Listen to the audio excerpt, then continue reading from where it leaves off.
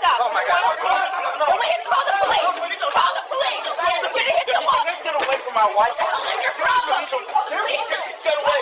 Oh my God. It's hot. Ow. You got it all over me. You knocked it. I'm going to Hey, fight you. stop it. Back up. Somebody.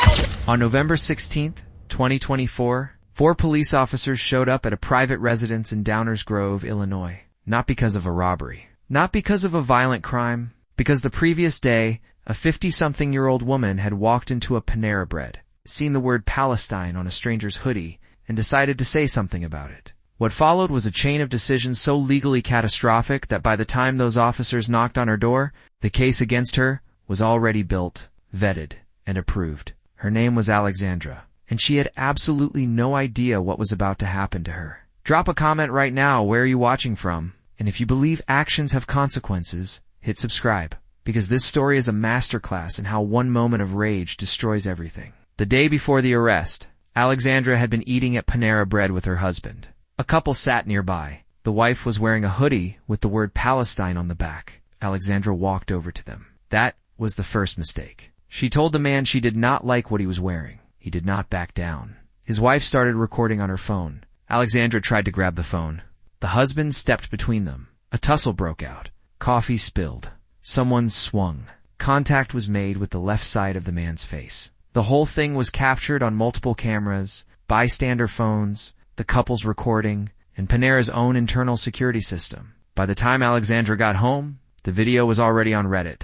By the time she woke up the next morning, it had been viewed millions of times, and the police had already watched every second of it. Have you ever seen someone talk themselves into a conviction in real time? Type yes or no in the comments. When the officers arrived at her door the next day, they were not there to investigate. The investigation was already over. They were there to execute a decision that had been made, reviewed, and approved by the state's attorney's office the night before. Alexandra opened the door. 4 officers standing there. Hi, Alexandra. How's it going? I just need to have a couple of words with you real quick. Sure. Go ahead. So yesterday, you had an incident at Panera. Due to that, there are charges for battery placed against you. I'm going to have to place you under arrest. Against me? For what? The officer was calm, patient, almost kind. He explained everything step by step. Miranda rights. Booking procedure. State's attorney. He even offered to read the rights in front of her husband. Alexandra could not stop talking. She told the officer the man had threatened her. She told him the man poured coffee on her. She told him she felt terrorized. She told him Palestine was a political statement and that she had the right to respond to it. The officer listened to everything. Then he said, the video shows you as the initial aggressor. You attempted to grab the phone. You made contact with the left side of his face, but he threatened me. He said he was going to hit me. Did that happen before or after you walked over to their table and made the comment? Alexandra paused. I do not know the exact moment, but I felt threatened. That pause was the sound of her defense collapsing. Here is what Alexandra did not understand, and what most people never understand until it is too late. The First Amendment protects your right to say offensive things. It does not protect you from the consequences of what you do with your hands. The moment she reached for that phone, she crossed the line from protected speech to criminal battery. In Illinois, battery does not require injury. It only requires contact that is insulting or provoking. That is an extremely low bar, and she cleared it on camera from 3 different angles, but the battery charge was only the beginning. Every time Alexandra opened her mouth to explain that Palestine was the trigger, every time she told the officer that she approached them because of what was written on that hoodie, she was handing prosecutors exactly what they needed for a hate crime enhancement. A hate crime is not a separate offense. It is a sentencing upgrade applied when a base crime is motivated by the victim's race, religion, or national origin. The base crime here was battery, the motive. She stated it herself repeatedly on a recorded front porch. She believed she was explaining herself. She was confessing. Do you think she would have been charged with a hate crime if she had stayed silent? Drop your answer below. The officer read her Miranda rights, explained them clearly. Her husband even translated, do not say anything. You have the right to an attorney. They will use everything against you. She kept talking. This is what defense attorneys call talking yourself into a conviction. Nothing she said on that porch could stop the arrest. The warrant existed. The video existed.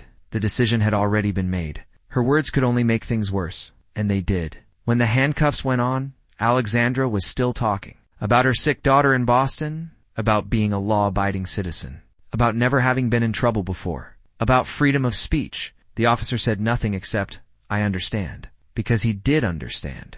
He also understood that every word she spoke was being recorded inside his body camera, inside the dash cam, and would be transcribed into a police report that a prosecutor would read the following morning. The charges filed against Alexandra included battery and a felony hate crime enhancement. A misdemeanor battery might mean community service, a fine, or court supervision. A felony hate crime means potential prison time, a permanent record, and the permanent destruction of a reputation she had spent 50 years building. At the station, the booking process began. Fingerprinting, paperwork, a call to the state's attorney. The machine moved forward without emotion and without pause. Alexandra kept asking when she could go home. The officer kept saying, "The state's attorney will decide." That transfer of responsibility, "I am just the messenger," is standard procedure. And it is devastating to someone who believed that if they could just explain themselves to the right person, everything would be fixed. There was no right person. The right person had already watched the video. The lessons from this case are brutal and clear.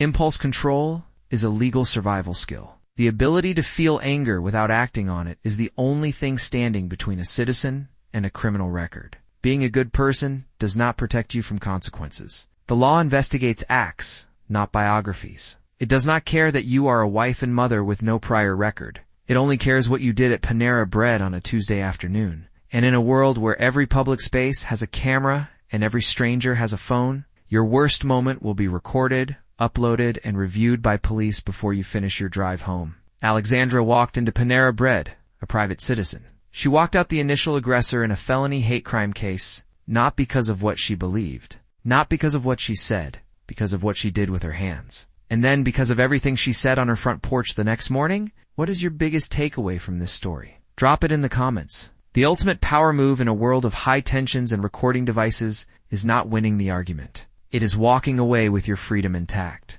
Share this with someone who needs to hear it. Subscribe if you have not already. See you in the next one.